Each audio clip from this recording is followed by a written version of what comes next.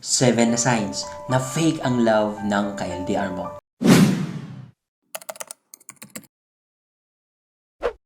So, number 1 na sign na fake love ang ka-LDR mo or hindi ka talaga sineseryoso ay walang consistency. Lalong-lalo na sa medium of communication nyo, sa video call or sa chat. Kumbaga, lubog-litaw siya. Like for example, sweet siya ngayon na Lunes, Martes, pero Miyerkules, Huwebes, Biyernes, Sabado, Sunday, ang dry niya or hindi ka masyadong kinakausap. Tsaka, pag Lunes ulit, ayun, sweet ulit siya. Or binubugbog ka ulit ng maraming text or chat.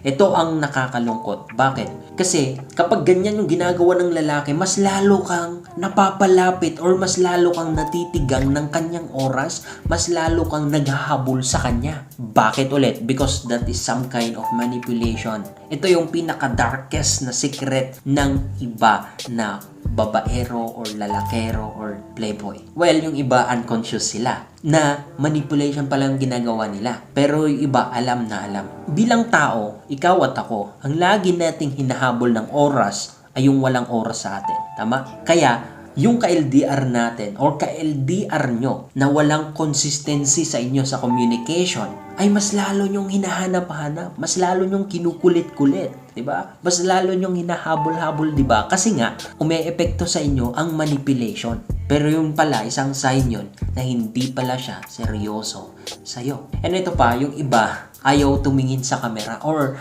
gusto hanggang text-text lang. Bakit? Kasi malay mo hindi pala siya yon. Yung akala mo na ang pogi, yung foreigner, yung profile niya. Pero bakit ayaw niya makipag-video call? Bakit tinatakman niya yung camera ng phone niya or yung laptop niya? Bakit? Kasi meron niyang tinatago. Or bakit walang consistency sa kanya? Kasi baka naka-schedule ka lang, meron pala siyang asawa or meron pala siyang ibang jowa. Diba? Magdalawang isip ka na, kaibigan. Okay? Proceed na tayo sa number 2.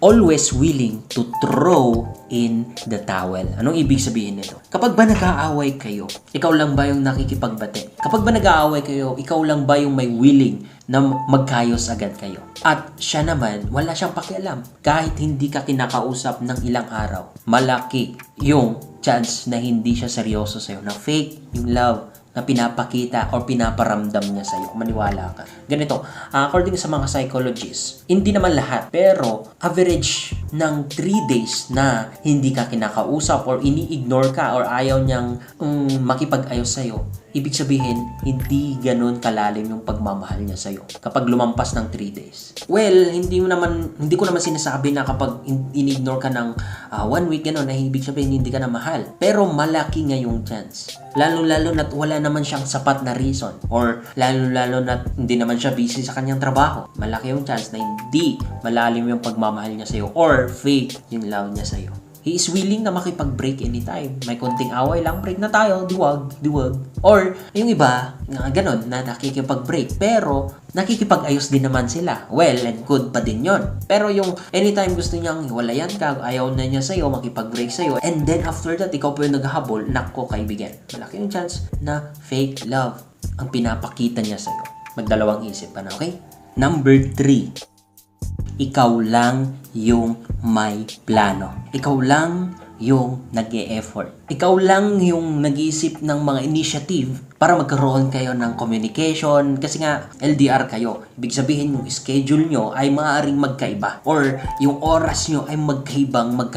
Ngayon, kapag palaging ikaw lang ang gumagawa ng paraan, makausap man lang siya, at siya naman walang pakialam or wala siyang initiative, malaki yung chance na pinaglalaruan ka lang, na fake love lang ang kanyang pinapakita sa'yo at hindi yun totoo. Or may mga future plans kayo. I mean, ikaw lang pala kasi siya wala siyang pakialam.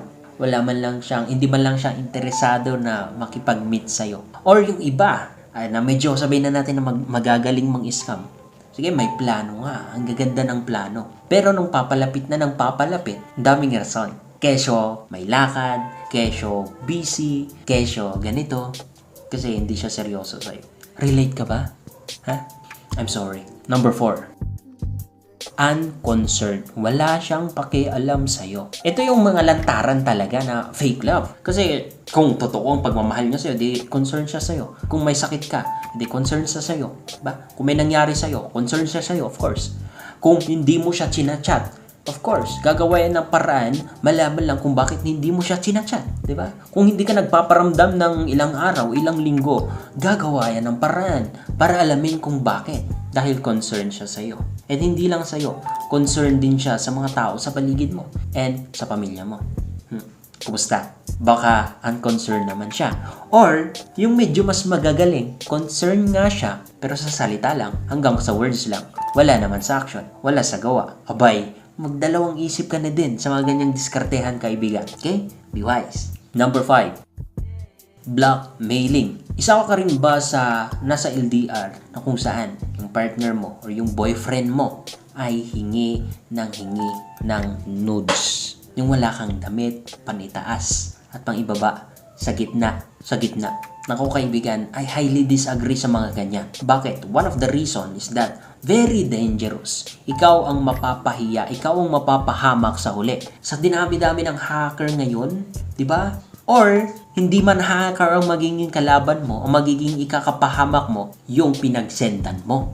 Maaring gagamitin niya yan, blackmail ka lang, makuha lang ang gusto sa'yo, mahut-hutan ka lang, or gagamitin yan sa'yo para masira ka someday, somehow. Kaya I highly disagree kung nalilibugan kayo, tiis lang muna, magkikita rin kayo. Wag kang mag-send ng hubot-hubad, lalong-lalo na kung video yan. Tapos yung boyfriend mo pa ay tatakutin ka na, iiwan ka na, makikipaghiwalay na sa'yo kung hindi ka magsasend. Naku, hayaan mo. Di wag.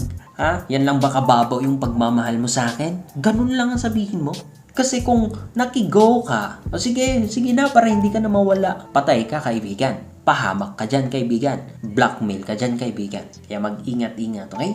And number 6 na signs na fake love ang kanyang pagmamahal sa'yo ay he is asking you financial support. Lalo na kung lalaki yan. Bakit ikaw lang bang malalapitan? Lalaki yan eh. And alam mo, sabi ko nga, kaming mga lalaki, nasa instinct na namin na kami ang nagpo-provide. Ngayon, sometimes nagigipit kami. Wala kaming malapitan. Pero ang pinaka-last na option namin ay ang manghingi sa partner namin. Pero kapag yan, ang pinaka-first na option na agad ay ang manghingi sa'yo at gagamitan ka pa ng paawa effect. Like, may sakit kasi yung tatay ko eh, yung kapatid ko kasi ganito, na-disgrasya, may nangyari sa kanya, kailangan ng pera. Magdalawang isip ka, kaibigan, baka ginagamit ka lang. Okay, sana kung isang beses lang sa isang taon. What if 2 beses sa isang taon? 3 beses sa isang taon? Or worse, every week na. Nako, kaibigan, dalawang isip ka na. Okay, so, naiintindihan ko yung iba LDR dito. May naiwang pamilya dito sa Pinas. Pero ang tanong, wala ba trabaho yung asawa mo? Okay, sabihin na natin na wala kasi siyang nag-aalaga. Pero ito nga, ang isa na pinakaayaw namin, kapag lalaki yan na, ay yung nakikita namin na nahihirapan yung partner namin. And personally, parang hindi ko matiis eh. Parang hindi ko matiis na siyang naghihirap ng more than sa akin. Or parang hindi ko matiis na makita yung anak ko man or yung asawa ko na sobrang nahihirapan na ako yung pinapakain. I cannot handle it. I don't know. Pero yun yung nasa instinct na namin and hindi lang ako. If you ask ang ibang lalaki na nagtatrabaho, na nagsusumikap, yun din ang sasabihin sa'yo. Kasi yun yung nasa instinct namin. Yun yung pagka-design namin. Yun yung binigay ng Diyos na responsibility namin. So if it is the opposite, na ikaw yung mas nagpapakahirap dyan, nagiging down lang siya dito, hingi ng financial support, magdalawang isip ka, kaibigan. Naiintindihan kita, lalo na naman kung walang nag-aalaga sa pamilya mo or sa mga anak mo na naiwan, pero kailangan mo na gumawa ng remedyo or kailangan mo nang sabihin sa kanya, kailangan mo nang makicommunicate sa kanya, sabihin din sa kanya na parang hindi tama. Kausapin mo siya ng maayos and don't forget na laging ipag-pray yung mga situation na ganyan. Kasi bilang tao, hindi natin maaaring kontrolin ng ibang tao. Wala tayong kakayahan na utusan siya or para kang robot na i-remote siya ng maaari niyang gawin. Ang tanging Diyos lang ang makakatulong sa'yo. Well, He will not control it, but maaaring buksan niya yung puso ng partner mo. Malinawan yung kanyang isip. And last but not the least, number 7, gut feeling. Ramdam mo, you have the gut na parang hindi ata totoo ang pagmamahal niya sa akin. And sometimes, totoo yun. Kasi alam mo parang automatic na na-response mo kapag naramdaman mo na nagbago siya Kasi yun yung nakasanayan mo tapos biglang nagbago, mararamdaman mo yan Hindi mo yan may iwasan Automatic yan. If you have the gut na hindi niya ata ako mahal, niloloko ata ako ng kupal na to, malaki nga yung chance na niloloko ka. Kaya mag-ingat-ingat. So kung majority sa binigay ko na 7 na ito ay nakikita mo or nararamdaman mo na ginagawa ng partner mo, you need to take an action as early as possible. So that's it for today's video at kung nagustuhan nyo, huwag nyo po sanang kakalimutan bigyan ako ng thumbs up. Maraming salamat, ingat po kayo palagi, and God bless.